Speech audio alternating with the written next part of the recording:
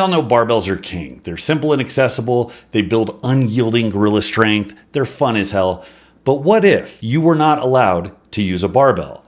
And what if you had to choose one piece of equipment to replicate the generous versatility and gains that barbells offer? Would you become a calisthenic bro and get a pair of rings? Would you use dumbbells exclusively? Kettlebells? Would you get the Chuck Norris Total Gym? No, and the correct answer is so obvious that second place isn't even worth talking about.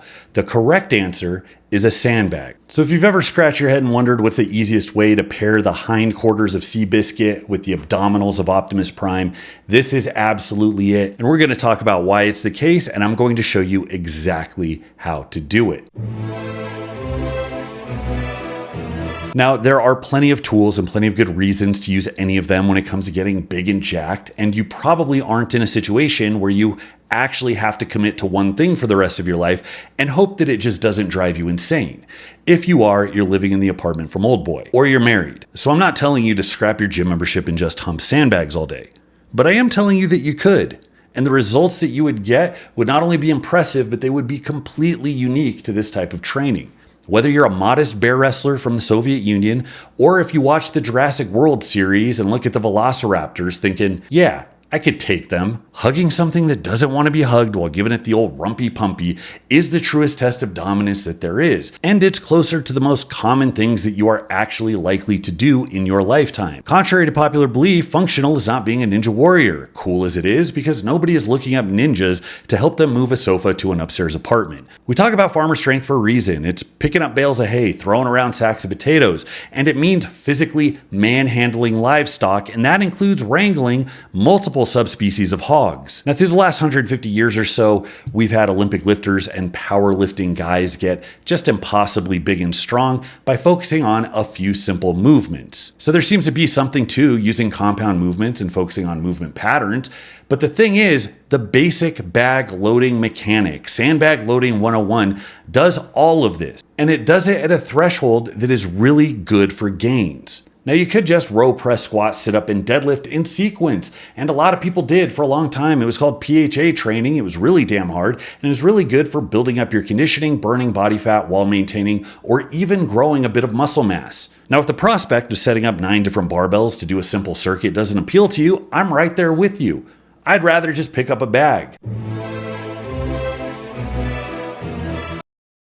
Guys, if you want to hit the holy trifecta of gains, the size, the strength, and of course the clout, you need a program that checks the biggest boxes. Not only does it use the best time-tested movements that you are actually likely to stick to and improve on, but it includes a logical progression that is based on my most popular programs. These are programs that have gotten rave reviews from people that literally just ran the template. BaseStrengthAI uses 3 of the most proven templates pulled from the principles of some of the biggest, strongest men in history that have been used for over a century. The workouts are fun, intuitive, there's a logical progression, but it does take it up a notch because it personalizes the workouts to you. As you get bigger, stronger, more advanced, it becomes harder to tick those numbers forward, and you can't get by not adjusting your workouts to your own particular tolerances. Now, most people get an online coach to take care of that for them to the tune of $200 to $300 a month, and the rest of the people just never figure it out to begin with. So if you're wondering why you start every training cycle super excited only to get several weeks in, feel brittle, overtrained, tired, disillusioned, like you're just a dodgeball and the program is the side of a building, then you need direction that updates your training minute to minute, day to day, week to week based on your immediate feedback. BaseStrengthAI takes the guesswork out of training, and it does what only an online coach can do, which is personalize the program to you at 1/10 of the cost. Yes, 1/10 of the cost. So jump on the heart and soul of old school training. It's my programming, but it is your program, and you cannot get that anywhere else. Hit up basestrength.com today to get started on your gains.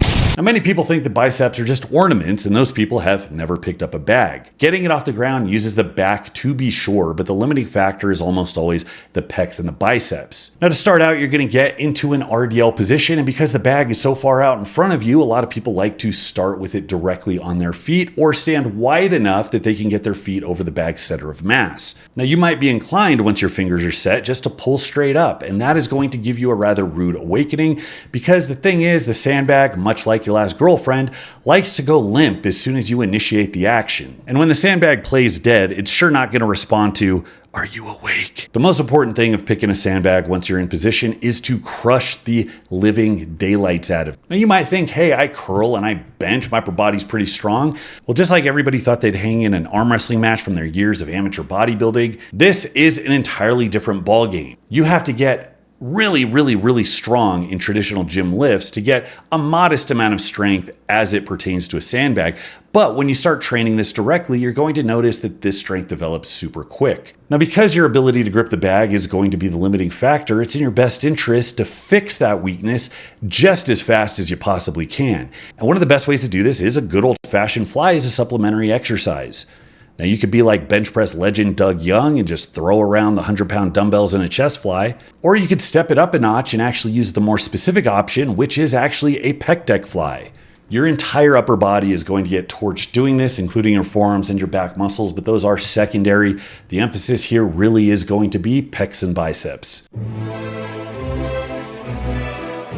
So you've proven you can actually hold on to the damn thing long enough to get daylight under it. Now you've got to get it into your lap. Breaking it off the ground mimics an RDL, but it is an RDL from hell. Because the bag is so far out in front of you, it is closer to doing a reach stiff leg deadlift. And any of you who have done that knows how impossibly taxing it is on the hamstrings. Everything from the ground to above the knee is just a ton of hamstrings. Even with a relatively light bag, if it slows down going past your knee, that's like an RPE 9 single. And if you end up doing 20 loads or 20 shoulders in an entire workout, that's like doing 20 RPE 9 reps as far as your hamstrings are concerned. I hope I didn't lead any of you to believe this is a way to shortcut effort. Effort's got to be high here, kids. Now, once it's in your lap, you want to get in the habit of re-gripping. Pick your hands up, pack it in, pull it in tight, and set that sucker as high on your chest as you can. Now, this position, from the rest stop where it's sitting on your knees to the load, I call the bakery, because this is where the cakes are made. You want to string the extension into two distinct movements. The first is getting the bag moving vertically, so it's just like a leg press or a front squat. You're just coming up without letting your hip position change, and then you violently swing your hips forward while simultaneously bringing your shoulders back, turning your body into an inclined plane. Now, as you get faster with this movement, you're going to notice that proper execution just absolutely yeets the bag back over your face. And if getting the bag up over your knee was all hammies, this is just a huge amount of glutes right here. It feels like you're doing a standing glute bridge. And anybody who has ever had to fight out a max effort load that just wasn't quite up to the platform knows that this cooks your ass in a way that very few things do. It's glorious. On the spectrum of implements, the sandbag's kind of in the middle. Husfeld stones are super comfortable to hold, which means you can really tax your legs, hips, and lower back on a super long carry. And on the other end, you have like the blue barrels from World's Strongest Man that are so difficult to maneuver that a 50-pound barrel feels impossible to hold. Just getting your hands around a bag, squeezing for dear life, and moving your feet until you just can't anymore is probably the simplest, most low-tech way to get a really good workout. But we're not satisfied with simple, ugly carries. We're here to do some parlor tricks. And to do these parlor tricks, you got to know the secret, hidden, unknown movement pattern that is completely ignored by every single barbell movement you could ever do. I don't care if you deadlift 500 pounds. If you've never been in this position, a 100-pound block on your chest is often enough to make you go night-night. This position affords some benefits. It's stable for things like awkward pressing, and it's become evident in the biggest log presses of the last few years. But it's so heavy on the anterior chain that guys have actually ruptured their patellar tendon because they weren't acclimated to the weights that they were trying to hold in this position. Now, this also affords you the ability to do the bag Spinnerooni, because if you are inclined back far enough, it takes essentially no work to spin the bag around in a horizontal fashion. And this allows you to do something like a really quick and efficient bag to shoulder maneuver. And trust me when I say that after shouldering a bag, you'll never want to do a waiter carry ever again. I mean, have you seen what waiters look like? To successfully execute the Spinnerooni, once the bag is in your lap, you're going to go with this over-under grip. With this over-under grip, you're going to execute an air load the same way. You're going to start by standing up, get vertical distance on the bag until you can run your hips forward, lean back, and then shove the bag up over your face. Notice that the overarm is just there to support the bottom of the bag, while the underarm aggressively pushes it up and over into the opposite shoulder. If you do this even a little bit wrong, it feels absolutely impossible, but the first time you do it right, it feels like you didn't even break a sweat. And this is what we see from guys like Martins Licis and Mateusz Kielszkowski. Some of it is having Eastern European mutant genes, I'm sure, but a lot of it is just being students in a discipline that very few people pay attention to. So you got the basic tools, you know how to grab it, how to get it in your lap, stand up, spin it around, turn it upside down, flip it back. Now you need to put it in a workout. I'm a huge fan of this exact progression for anything that requires skill, speed, technical proficiency. You're still clocking enough volume to get a lot of physical development, but you're spreading it out in a way that doesn't exhaust you for each set. What you're gonna do is take a medium bag, something that you can get in your lap and air load relatively easily, and you're going to do 10 singles. You don't necessarily need to time it, but make sure you're not going several minutes in between. This should not take you an hour. 10 singles with intent, lapping, doing an air load, dropping, catching your breath, and going again. The next week, you're going to do 2 air loads and you're going to drop it to 8 sets. Then the following week, you're going to do 3 air loads and drop it to 6 sets. Each set is suddenly more difficult and the number of total reps you're getting continues to climb each week. Now, by the 3rd week, you should be more than able to shoulder that bag, so you're going to progress to a bag to shoulder, 10 singles in the same style, again progressing to doubles and then to triples. If you're new to this, you very well could do it multiple times per week and progress at the same rate. If you just follow the course, attach the same logic you would to progressing your deadlift or your press, you're going to be amazed at how easily this progresses and all of the gains that come along with it.